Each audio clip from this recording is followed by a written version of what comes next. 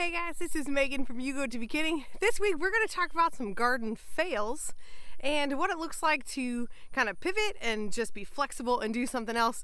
We have some garden victories too for sure, but it is the beginning of July here in Middle Tennessee. We are zone 7 something. I'll put it on the screen because I don't even know. But anyway, we've had some pretty spectacular fails so far this season, but we also are starting to get tomatoes in and we've got a lot of things growing. So I just wanted to show you around, show you what we have, and hopefully maybe you can learn from some of our mistakes or the things I messed up on and maybe have more success than we have. All right, well this here is area number 1 for some of my mess ups, but these are 2 raised garden beds that I added this year. Now the second one isn't even full back there, so we're not using it to plant this year, but this first one I had filled all the way up and I knew it would sink, and so I thought I had packed it in and filled it up even better, but it has sunk a ton, and that's okay, that's to be expected, but the error or the mistake is something else. So I'm going to turn the camera around and show you what is going on here in this front garden bed. All right, so here's the garden bed. There are wood planks and stuff in the way because the cat thinks that it's their litter box. So we've got all sorts of different herbs. This is thyme in the front corner. It's doing great. This is a tomato that really struggled but is taking off finally. Ooh, the focus. We have St. John's wort in the middle, which I think is just about to flower, which is very exciting. I've never grown this before. And so these are some victories. Yep, there's a little flower just about to come out, which is super exciting. And then the chamomile did all right too. It's died back. I didn't cut the flowers because I wanted it to self-sow. I'm not sure that was the right choice, but the green beans, you can see these were strike beans. We've never grown them before. And you can see they've really struggled. And even when they had leaves, the leaves were yellow and like this. And so this is a friend. I got to talk to a master gardener that I can call a friend now, which is so exciting. Anyway, there is not enough nitrogen in this bed, so much carbon because we use the spent hay out of the barn and the wood chips, and there definitely would have been nitrogen in here. There's definitely goat manure and stuff, but probably just not enough, especially with how much it's sunk. Likely the volume of hay is what compacted and composted in here. So this needs to get filled off a little better. I don't traditionally fertilize anything. I don't know much about fertilizer or what to use in terms of like organic choices. So I haven't really done anything in here. I did actually pour some milk in here, but we're struggling with our milk supply, the goat's milk. So this is one of my big fails. And this is actually some calendula here, and they are really struggling. It looks like something is eating them. Yes, definitely. And I don't even know what would eat this. I sprinkled some eggshells to try to stop slugs. I think slugs were getting them at the beginning. I don't know, they're just having a really hard time. And last year I had pretty good success, just not here in this bed. So this one seems okay. Hopefully I'll get some blooms off of it. But meanwhile, the tomato looks great. These are these little, I can't remember, currant tomatoes is what they're called. They're so fun. They turn orange. These ones down here are starting to turn. Oh, they're so good, so fun. The next area I want to show you is this. It just looks like a bunch of weeds, but this is in fact our blueberry bed, and there are probably 11 or 12 blueberry plants in here. They actually have done very well. We got a ton of fruit off of them this year. The fruit is sweeter this year than it has been. I think the plants were about 3 years old when we planted them, and this is our 4th season here in this house, so they're getting pretty mature. And then I love, but it also makes it a mess, that we have some volunteers in here. Last year we had a volunteer tomato and a volunteer watermelon, and they did really well. So I kind of let that happen again this year. I don't know if you can tell. Yep, this thing here, there's a giant tomato in here that's all sprawled around, and there is watermelon all going around the edge. And there is also a ton of grass and a ton of weeds. And that's just, the first years always start great, and then it takes a lot of work to maintain that. So we need to come in here, pull weeds, mulch this bed, and get these blueberries kind of back to health. I have cilantro that has gone to seed as coriander in here. There's a passion fruit coming up the back fence, which actually I'm excited about having one of those. They just send runners and little plant shoots all through the whole place. But you know, the garden doesn't have to look perfect. I know that weed pressure can harm the plants, so I do need to get in here. Some of the blueberries have definitely suffered or been missed by us, but the weeds have also kept the birds out of here. The birds are not finding our blueberries, which is pretty awesome. The cats help with that too, but the birds usually get some even with the cats. So, you know, it's okay if it's a mess. It still grows food, it still tastes good, and it still works. But there is always work to be done in the garden, and that's just kind of part of it. This area here next to our extra garage has also been going really well. Again, another area that needs to be mulched, not quite so many weeds, but the figs are doing great. I don't see any fruit on this one. Ooh, I do on the back. There is some fruit on the back stem back there. Ooh, it is really struggling to focus. Sorry guys. This one has some fruit on it, which is very exciting. And so our hope is that this will ripen. Last year we got a bunch of fruit as well, but really struggled to get it to ripen. But this is a huge success. It's here. We've got some little blueberry bushes here as well that are doing great. And for the first time, I finally got some echinacea to grow. I have tried to start it from seed every year, and I just cannot get it to grow. But my good friend gave me some shoots, a whole bunch of them, and I think I got 1 or 2 of them to stick. And so this is alive. I'm super excited. Hopefully it will self-sow for next year. On my friend's property it does. We'll see how it does here. But I do still have some good blueberries going. They have been so good this year. Behind me here is another one of our garden spaces. We kind of just use whatever space we can find. This is where our chickens used to be, but we got them moving. And it's kind of a jungle too. So the back part there I really haven't been doing much to. The front is slightly more cultivated, and I'll turn it around and show you what we have going. So this front area here are some Mangel Wurzel beets that are supposed to be for the animals. This is the most we've ever gotten to grow. They seem to be doing pretty well. I'll show you how big these get here. There's one down here, growing right out of the soil. It is still growing and happy. It's crazy that they're just right on top. I do see some ant activity. I don't know if that's a problem or not, but we just try it and see. These back here are tomatillos. We had a bunch. This left-hand plant started growing and flowering much earlier than the right-hand plant did. And so I don't think any of those that fell, you can see some husks on the ground, they don't actually have any fruit in them, or if they do, they're teeny tiny. And so I think they needed 2 plants in order to cross-pollinate.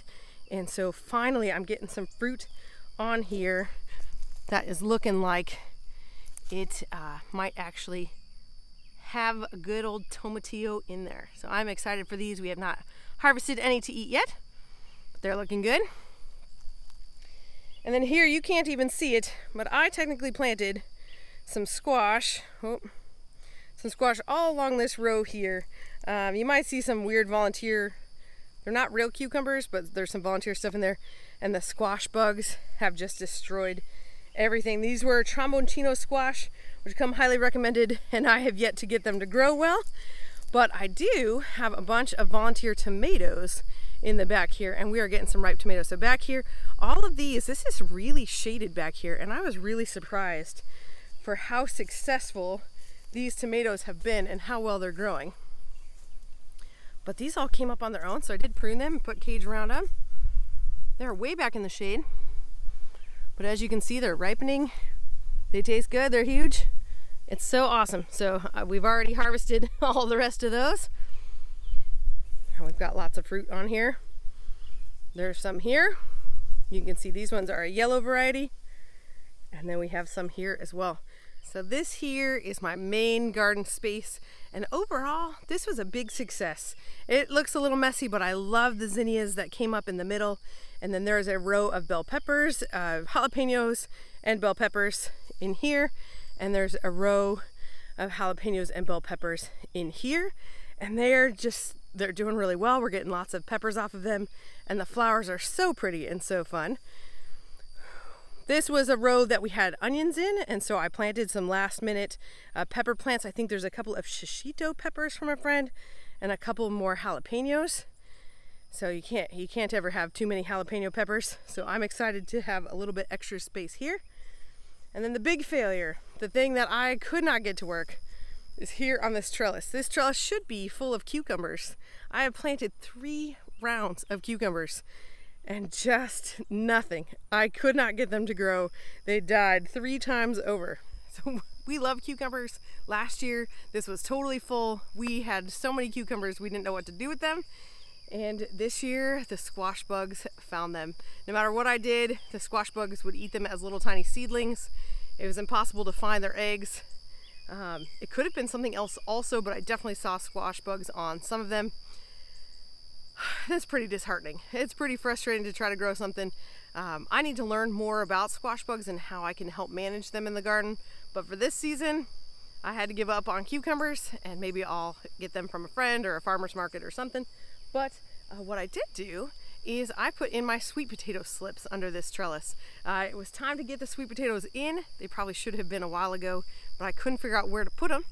And this will make for some interesting, I'll be able to get the vines to go up on the trellis and keep that from making a huge mess in the garden.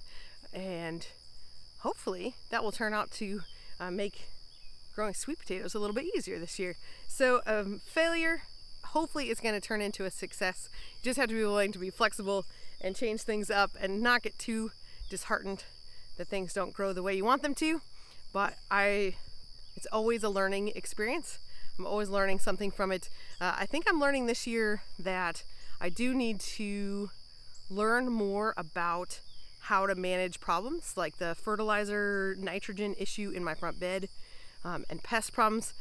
I so far have not really done anything other than heavy pruning and planting. I amend it with the compost out of our barn and the chickens, but I don't do anything official. I don't do anything fancy, and I think that it's time that I start learning a little bit about that. So all the work I put into growing the seedlings actually pays off into some fruit. So that's what we're working on. Let me show you the rest of these. The tomatoes are looking great, so I'm going to show you those. All right, here are some of my tomatoes. These are some more of these little currant tomatoes, and actually I had some ground cherries pop up, and I'm gonna leave them and see what happens. It's very exciting to have those. I've never planted them, but I've seen them here on the property before. We've got some big tomatoes mixed in, and these are, I think, champagne bubble tomatoes. So they turn yellow, which is fun. We have really enjoyed these. And then some here are definitely struggling. I think what I'm dealing with is blight. That's super common here. My friends have talked about it, and so trying to learn what exactly to do about it. In the past, I've just kind of left it, trying to make sure I'm pruning well. So this one here, you can see is getting some marks on the leaves, but I'm still learning. It's still making tomatoes, and so we'll have to see. But these ones over here are looking much better. These are a Kellogg's breakfast tomato. They turn orange. They're so sweet and so good. We love them. We had some tonight on our hamburgers. Super good. We're getting our first ones. They're really big, which I just love, and all of these plants are doing really well. We also have a small section of potatoes here. They have really been overrun by weeds. The weeds in here are crazy in the grass.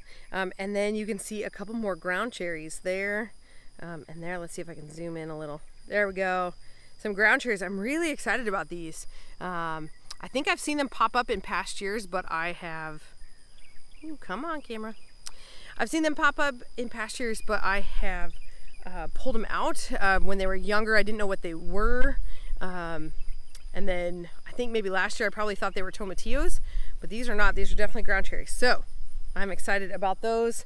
And if I can even get to the potatoes that are in here, that will be good. But again, so this is part of gardening with me. This huge bank of grass. The tomatoes are hiding in the back. This is my carrot seed harvest. I need to come in here and stop the mayhem.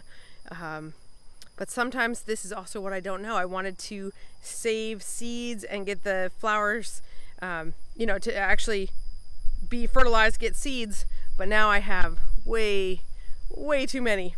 So it's kind of just leave it be and think about it later. So these carrots here are both a success and a failure if I don't manage them well. So they're kind of hiding the tomatoes, which are right behind them. Well, that's our garden update for now. Both successes and failures, and I think that's just how it goes. I'm not too upset by the failures because there's always something I don't know. There's always something that's going to be different from year to year, and I'm just thankful for the chance to try again and to figure it out. One thing I do need to do is get better about writing down notes and keeping track of times and things, so that way I know I can look back and know what to expect from year to year. But I'm so thankful to be here. I hope that you are trying something new and getting back up when things fail. There's always going to be something that goes wrong on a farm or on a homestead, and especially in the garden. So don't worry about it. Just plant so many it doesn't matter. Or in the case of cucumbers, just plant something different. But I hope you are enjoying your summer. I hope your things are growing, and yeah, get outside, enjoy the weather. Thanks for watching. We will see you next week.